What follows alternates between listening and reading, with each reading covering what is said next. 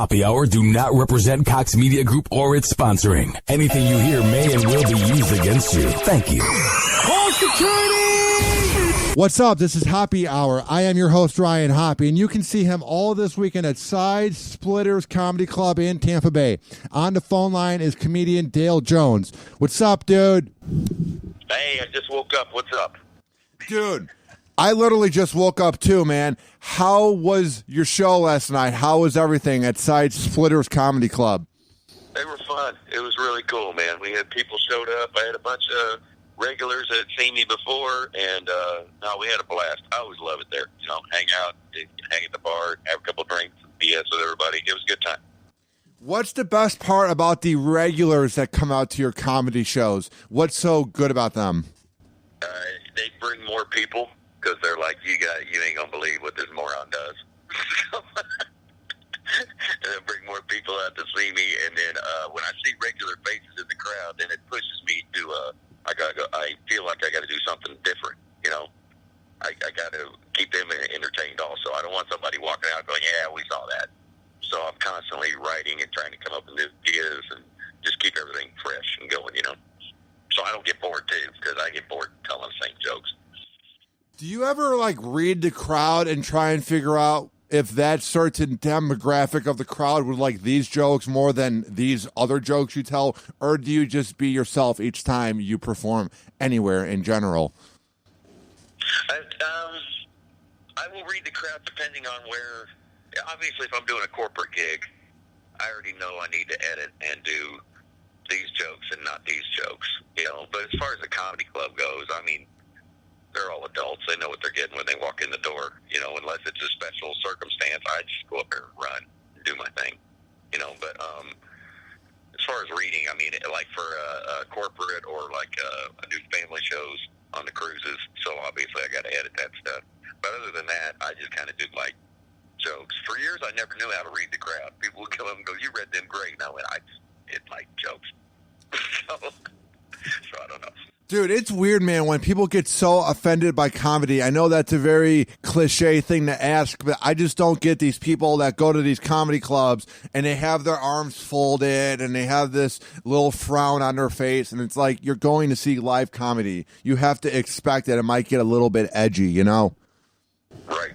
But on the other hand, I've seen circumstances where I didn't, you don't know what kind of day they had, and maybe that's the best they can do. Of trying to have a good time. I saw this one lady one night in a comedy club, and she had a horrible look on her face the whole show. And people in the crowd had took pictures of her when she wasn't looking and texted them to me and said, "Oh, this witch she needs to cheer up." Well, what they didn't know is that right before the show, I was outside talking on the phone, and I saw her wreck her car trying to park it. And I mean, she scraped it from bumper to bumper, and she still parked the thing and was ticked and went in and tried to have a good time. So she was doing the best she could do. So I always try to keep that in my head, that I don't know what kind of day they had, and maybe they need this more than I do, you know? So when you're on a cruise, what is the comedy vibe like on that compared to like a comedy club? It's totally different because comedy club, they've planned for that all week, or at least a couple days, and they've got a sitter, and they're actually going to see an event. On the cruise, you're just one of the daggum things on the roster. You know, they're going to go hang out by the pool, and they got this, they're going to play cornhole by the pool, and then they're going to go see this dance show, and then, at 11:30, there's stand-up. Well, we might as well go see that. And a lot of people on the cruise have never seen comedy before. They have no idea what's going on. And they've been up since 6 a.m. drinking.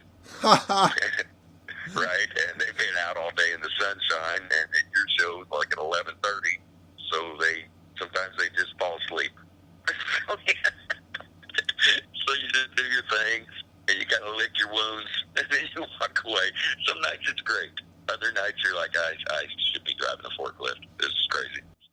I think the best advice for any comic on a cruise is just to be yourself. I was on a cruise about 7 months ago, and it was a week-long cruise, and the guy would do like the morning announcements, and he would sing like a singer at 9 a.m., and he's like, "Good morning, everyone." And I'm like, dude, don't you know that everyone's hungover? Like, just do your job, make people laugh, but I think you wouldn't be like that type of comic because you know that everybody's hungover, and they just want to laugh, you know? Right, exactly. Yeah, the cruise director on one cruise I went on, he sang the Frozen song every morning. And I just wanted to stab him in the neck. But, yeah, they go a little overboard. But it's corporate, you know, and they don't want any bad marks against them. So they sing and dance their way through everything and try to make everything all sunshine and roses. It's hilarious because even if somebody heckles you and they get ticked off at the show, and they go to customer service, and it's their fault. They even have things up that say, this isn't our show. If you are easily offended, please leave the room. I mean, they cover their butt. And if somebody complains, even if it's their fault and they heckled and got kicked out of the room, they'll send wine and strawberries to their room and say, we're sorry. Going back to being offended overall, you've been in comedy for years now. Have you seen this trade recently where people are more uptight over jokes, or does it just appear to be that way because of social media? I think a little bit of both. I think people like drama, and they like to complain. They get off on it. There was a dude last night that was sitting in the front row, and he was hammered. But I did a bit about I'm related to Pocahontas. It's like 15 centuries down, and I made fun of her and stuff like that. And he goes, "Oh, you shouldn't talk about your grandma like that." Yeah, he was some drunk redneck from a trailer. There's no way. He just wanted some attention. And it's just ridiculous. People it's the look at me year, I think. That's what it is. How do you deal with hecklers and obnoxious people in the crowd? Are you nice to them, or does a little bit of an edgy, mean side come out when you're annoyed that they're interrupting your act? Well, first of all, I let them hang themselves because you can't jump on them too fast because sometimes the rest of the crowd doesn't know what's up. So if you let them say 2 or 3 things and you repeat what they say every time, then eventually the crowd hates them and you can do whatever you want. But even when I think I'm being too mean, I always think I get too emotional with it, but then people will come up to me after the show and go, "Oh, you handled that great." So apparently I masked it pretty well. But like last night, a dude told me, he said he was going to kick my butt or something, and I go, "I don't fight. I tell jokes. There's people in the back that would love to beat your ass right now. I don't do that. So you're not going to fight me. So there's no reason in doing that." So, yeah, I just kind of do my thing and dance around it. And I had a guy threaten me with a gun one time. So ever since then, I've backed way off. And I just try to make it funny and light as possible and get my point across. Insult them to where they don't understand what's going on and they can't say anything back to me. Where did this happen? Was this in good old Florida where you were threatened with a gun? Yes, it was in Polk County. Oh, nice. How did that go down? Like, what was the play-by-play? What happened where he got so mad that he wanted to get a weapon and shoot you? He showed up with the feature, which I thought was insane. So he was a friend of a comic. And then he sat in the front row, and he wouldn't shut up. And I ran out of lines. This was 10, 15 years ago. I just ran out of stuff to say to him. So finally I just told him to shut the hell up. I didn't say it that nicely. And he got ticked. And then decided he was he needed to get his man card back. And then he was telling everybody at his table he was just going to beat the hell out of me after the show. Enough to where they called the cops. And it was a little room in a hotel. They called the cops, and the wait staff is all standing around waiting for me to get off stage so they can bum rush this dude in case something happens. This is the type of guy who goes home and is just whipped by his wife. This is like his one time to just be a hard ass, This is the guy that has no power in his own personal life, Exactly. His wife probably makes him walk chihuahuas every day. So I still sold T-shirts for some reason, and the cards stood in front of me, and I sold my T-shirt. And then the cops showed because he had a gun. And they arrested him, and then this lady went up and slapped him and said, "You ruined the show," which he didn't. And then they arrested her for slapping a dude in handcuffs. And then what happened? We had another show, and I went up to him and I told the police. I said, "Hey, I was the guy he was coming after." And they go, "Oh, we let him go. He had a permit for the gun. He's just not allowed in the building." Man, but she was yelled at. She was in trouble then. So he got to go, but she was the one that was in trouble, right? Yeah, so she went to jail, and the dude with the gun got to stay outside the hotel and wait on me to leave that night. I bet when she had to make her one call and she's saying to her friend, "Yeah, I was defending this comic that I didn't even know, but the guy ended up getting free anyway." She must have felt like such a moron getting involved, you know? Exactly. And she probably complains about me to this day. That Dale Jones caused all these problems. How often do you get the comments from the owners of the comedy clubs where there's like maybe a few comments on the cards where it's like, "Dale Jones was too offensive"? Does that happen often? No, I'm not really offensive at all. I'm pretty much like a 12-year-old, and I just go up there and act like a moron. And if I hit somebody's hot button, they've got to be looking for it. I mean, it's ridiculous that somebody would get upset that I make fun of my grandma that was 17 centuries ago. That's just insane. I mean, you're just looking for something to be ticked about, you know. And I don't really talk about. I talk about religion, but I talk about it being I'm too lazy to go to church. You know, I don't really hit any of those major stuff because I'm just not that guy. I'm not the guy that goes up and, you know, like a Nick DiPaolo. I can understand Nick because he's very abrasive and he's got his opinions and stuff. I don't have any opinion. I go up there and just act like a moron and have fun. One time I saw Nick like 3 or 4 years ago in Chicago at Zany's Comedy Club, and there were these girls that were there for a party. They were going to be getting married the next day, so they were wearing their hats. They looked all ridiculous, and he's like, "Hey, you dumb C's, this is a comedy show. Get out or sit down and shut up." So they walked out, and the whole room went crazy, and that was the first time that hearing the C word was amazing, you know? That's hilarious. That's all. See, now, if I'm pushed enough, then I'll start getting mean. But it has to be a heckler, and they have to really be coming at me. And I have to feel like I'm going to be okay. Because you feel safe under the lights. You're under those lights, and you're all warm and stuff and cozy. You feel like you can say anything. And then when you step on stage, you're like, "Oh, hell, that guy's bigger than I thought he was before I started this." But, yeah, I will say some pretty... If it gets heated with the heckling, I'll keep going back because I can't let them win, you know. But I don't ever just go after somebody. What I hate too is not even just the hecklers. You might not hear this because you're up there in front of everybody, but I hate the guy who then keeps commenting with his own jokes. So you have your own punchline, and then the guy gives his 2 cents, and then the people at his table are laughing, so then I can't hear what the comic is saying after your previous joke.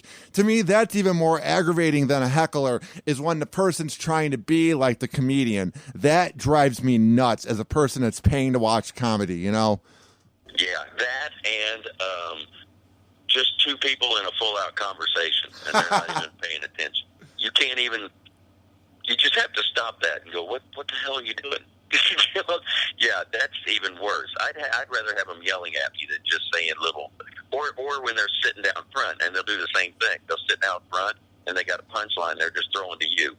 Or they're just insulting you, and they're in the front row, and nobody else in the crowd can hear them, but you can hear everything. So then you got to repeat everything they said and try to build it to get them to shut down, you know. I don't get the people, too, who sit in the front row and then get mad when they're being called and teased upon by the comics. It's like you chose to sit right in front at a comedy show where comedians are known for picking on people. Of course you're going to be called upon. I've noticed that at every comedy show, and I don't get why they get so mad. Like, I don't want to be called upon, so I sit in the back, but I'm able to appreciate live comedy. I just don't get these people, Dale, that get so mad about being called upon when they're putting it on themselves, you know? Right. I think, I don't know, it's all a psychology thing. You know that. It's somebody on a stage,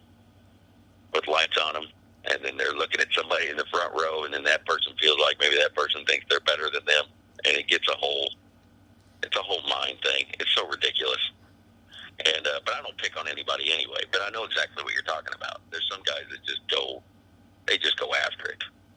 Like I worked with Brad Garrett.